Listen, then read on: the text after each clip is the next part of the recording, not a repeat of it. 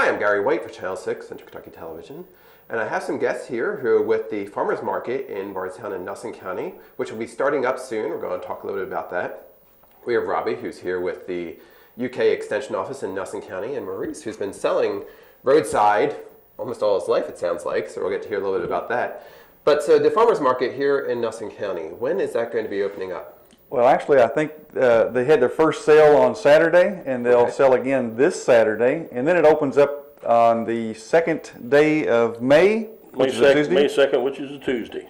And then it'll go with a Tuesday, Friday, Saturday as for a normal season.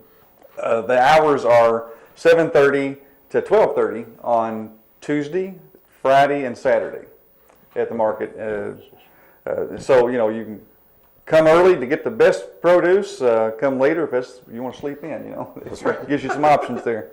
And again, it's at the Farmers Market Pavilion right there in downtown Bardstown, correct? Yes. Yeah. What we'd call about the 200 block of East Flagey Street. East Flagey would be the address. Okay.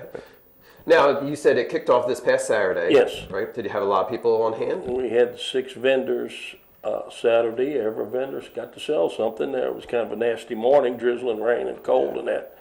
But we've had plenty of vegetable plants and eggs and some early lettuce and early cabbage and beets. I mean, not cabbage, but green onions and beets and that was raised in the greenhouse. So there's going to be a good selection of plants in the next 2 or 3 weeks, I'm sure. And early greenhouse type stuff is going to be there also. Mm-hmm. Okay. So obviously, as the season goes on, more and more stuff shows up, right? Yes, yes. How many vendors do you usually have for the farmers market? 12, 14, 15, something like that.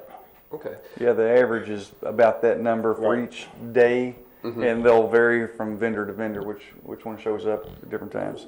Some of them come certain days, and some of them only come all the time. No, you're saying there's a time frame to sign up. Has that passed, or is there still opportunity, or what's the status on that? May 1st. May 1st. May 1st, that's a week from today. Okay, May 1st is the deadline if some people are interested. Sign up at the extension office. You got the closing time, which is 4:30, Robbie? Yes. 4 o'clock, 4:30, you've got to then to sign up to be a vendor. Okay. Now, can anybody sign up and be a vendor, or are there certain qualifications? There are qualifications. This is a grower-only market, so you have to produce what you sell, and there are things that aren't allowed and things that are, and so Maurice can tell more about that, but it is grower-only is the kind of the general rule, and then it kind of advances from there. It's a producer-only market. You've got to sell what you raise, you or your family. It's limited to residents in Nelson County or the adjoining counties. Now, if a county adjoins Nelson, you can be a member of the farmers market, and that's about it. Right. It is a produce market versus a other product market. So some of the vendors may carry some things that they produce on the farm that aren't vegetables, but they're also producing vegetables. Right.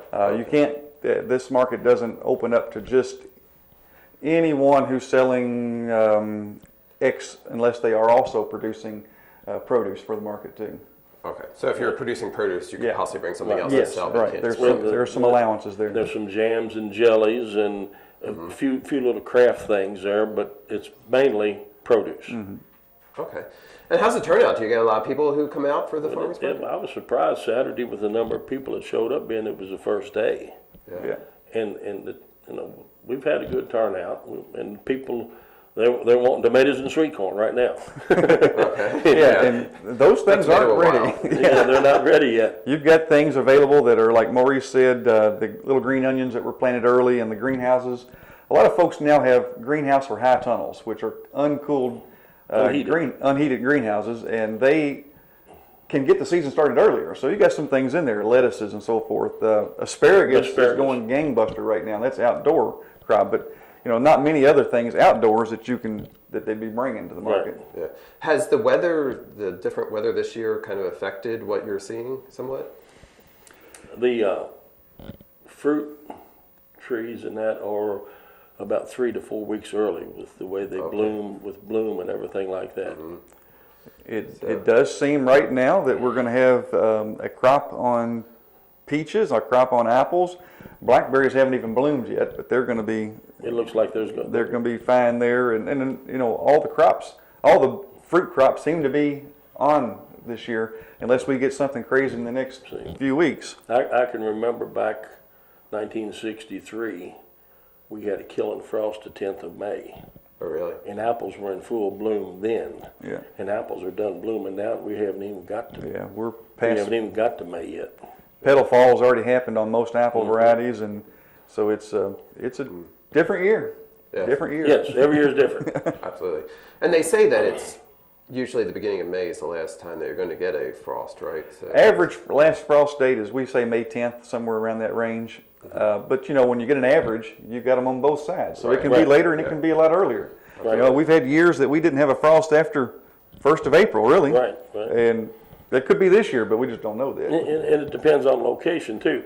I'm pretty high elevation, and won't have any frost damage, and my neighbor, which is right there next to me, he'll have to scrape the frost off the windshield of his truck. Yeah. Just the location, for frost pockets, low frost wants to go down to low spots. Right now I'm up pretty high there, and it's an advantage. The other challenge is that when you get too early putting things out in the garden, say if you put tomatoes out a week or two ago, they are just going to sit there because you've got cold temperatures, the soil's still cold, and they're just going to suffer, and you're not going to have good growth on them. They're going to be more susceptible to disease and all kinds of things like that. So it's when we get lackadaisical in knowing what our weather can be, we can get hurt again. And Yes. Most of these guys don't have anything out of those natures in the field. You got cold crops like your cabbage and all those; they handle that fine. But you go to putting tomatoes out this early, there'll be some problems. If you plant tomatoes today and plant tomatoes 3 weeks from today, and you'll have tomatoes at the same time. Yep. The ground warms up. We get some warm nights, and they won't sit there and be stunted. They'll take off. Yeah, they're summer annuals, and they just love the heat. And this cold stuff doesn't do them well. Yeah, they know when they're supposed to be out there. Yeah. Now, also with the farmers market, you have some different events that sometimes you'll have in there. For instance, I know Abby from the extension office will be out there cooking some of the different things and kind of showing people how to utilize some of those vegetables and produce. And she's got a lot of recipe cards to use with the different vegetables, how to cook the different vegetables.